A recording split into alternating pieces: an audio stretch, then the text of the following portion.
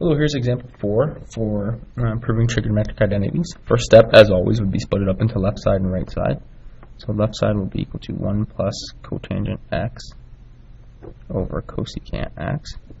The right side will be sine x plus cos x. If I look at the two sides, which side to work with first? This side, I can start changing things over to sine and cos. On the right side, there's nothing much I can do. It's already in sine and cos. And it's not sine squared x plus cos squared x, so there's really nothing you can do there. You're kind of stuck. You can't find a common denominator. Nothing's going to work there. So I'm going to start with the left side. So I'm going to change everything to sine cos. So 1 plus cotangent x is the reciprocal of tan, so it would be reciprocal of sine over cos, so cos over sine. Cos x over sine x. Cosecant x is 1 over sine x. So now I've got this problem again. I've got a couple of things, don't I? I've got a fraction plus a number which is essentially a fraction 2 on the top, so I can find a common denominator on the top, or I can divide fractions because I've got a fraction over a fraction. So I'm going to choose to divide fractions first. You definitely don't have to.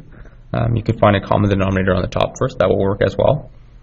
So I'm going to have 1 plus cos x over sine x divided by 1 over sine x. When you divide, I'll put this in brackets.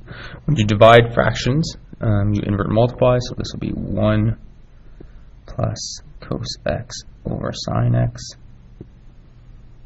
times sine x over 1. Now I've got a bracket times something, so I'm going to distribute.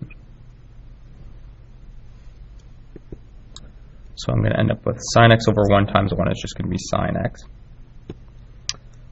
Sine x, that second part will be sine x times cos x over sine x.